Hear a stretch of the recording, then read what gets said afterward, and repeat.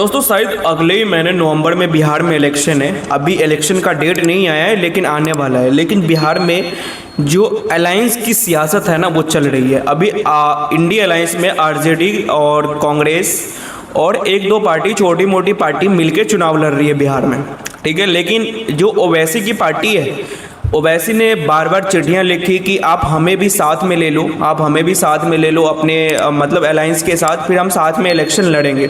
मतलब जो ओवैसी का जो सीमांचल है जैसे गोपालगंज वगैरह उस एरिया में ओवैसी का वर्चस्व है, क्योंकि वो मुस्लिम बाहुल्य क्षेत्र है तो वहाँ पे वर्चस्व है।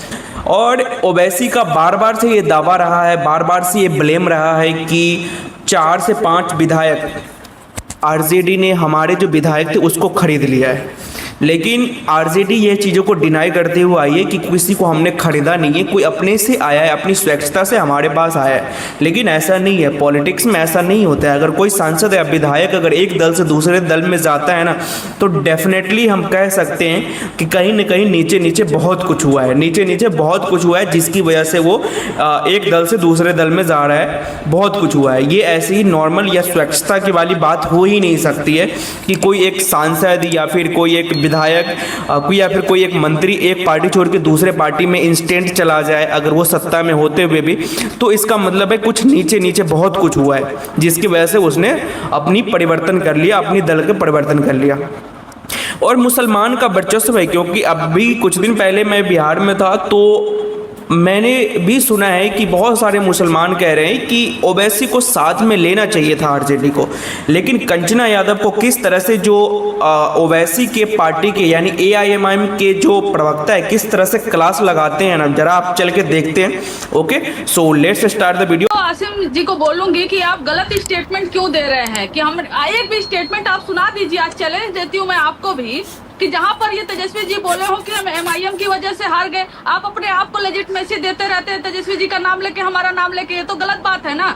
दूसरी बात कि आपके जो विधायक थे स्वेच्छा से हमारे पास आए थे, और कल भी आपने बोला था एक चैनल पर, आज भी बोल रहे हैं कि खरीदे हुए हैं। आप सीमांचल के मुसलमानों को, विधायकों को बार बार बिकाऊ क्यों कह रहे हैं? ये गलत बात है।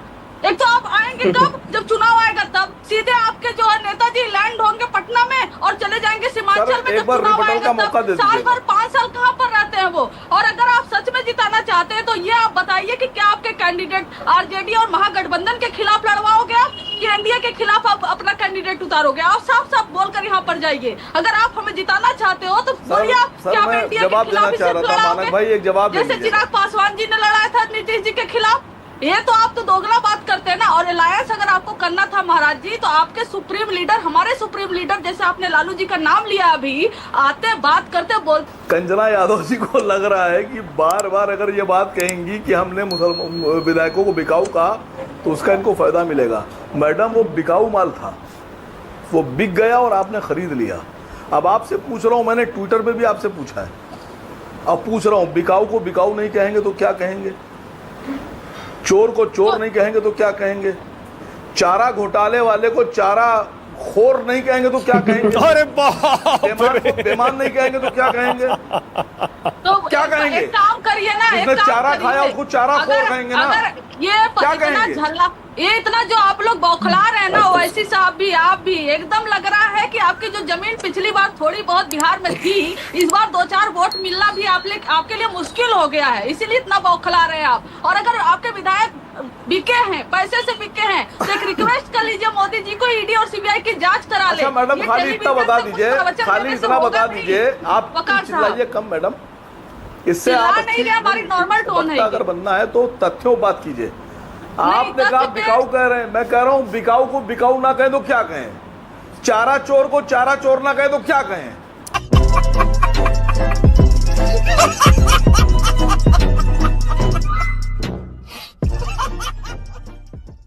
भाई आसिम वकार ने तो सीधा के सीधा खुलेआम बोल रहे चारा चोर, लेकिन मैडम कुछ भी नहीं बोल पा रही है, कुछ भी नहीं, मुंह देखते ही रह गई कि क्या बोलना है, क्या बोलना है। ऐसे मतलब ऐसा टोन मारा ना कि चारा चोर को चारा चोर नहीं बोले, बिकाऊ हुआ को बिकाऊ नहीं बोले, चोर को चोर नहीं बोले तो क्या बोले? ये सुनते ही मैडम मतलब एकदम गुमसुदा हो गई कि क्या बोले, अब क्या जवाब दे अब इस चीज़ों का। लेकिन बात यही है कि अगर आरजेडी को और भी मजबूत बनाना है, मजबूत होना है, तो ओवैसी को साथ में आना चाहिए, ठीक है। अब देखो क्यों नहीं आरजेडी लेना चाहता है, पता है? क्योंकि आरजेडी हमेशा से माइनॉरिटी की राजनीति की है, हमेशा से मुसलमानों की राजनीति की है, हमेशा से मुसलमानों के लिए ही बात की है। तो उसको आरजेडी को लगता है कि हमें मुसलमान का वोट हमें ही मिलेगा, मुसलमान का वोट नहीं कटेगा, इसीलिए वो ओवैसी के पार्टी को साथ में नहीं अलायंस कर रहे हैं, इसीलिए साथ में नहीं ले रहे हैं। क्योंकि अभी जैसे वक्फ बिल आया था तो उसके अगेंस्ट में खड़े हुए आरजेडी। तो इस सब चीज़ों को देखने के बाद लगता है कि आरजेडी को विश्वास है कि जो मुस्लिम वोट्स बैंक है वो हमें ही मिलेगा, इसीलिए हमें ओवैसी की पार्टी से अलायंस करने की कोई ज़रूरत नहीं है। और वैसे अगर जैसे पैसा फेंकेंगे तो इधर का उधर तो हो ही जाता है, तो दिक्कत क्या है, जैसे हुआ है। बाकी आप लोग क्या समझते हैं इन बिहार के सियासत के बारे में और इन लोगों की अलायंस के बारे में कि क्यों नहीं कर रहे हैं और करना चाहिए नहीं करना चाहिए, कमेंट में जरूर बताइएगा। और मिलेंगे किसी नेक्स्ट वीडियो में, तब तक के लिए बाय बाय, जय हिंद। खत्म, bye bye, tata, goodbye, गया।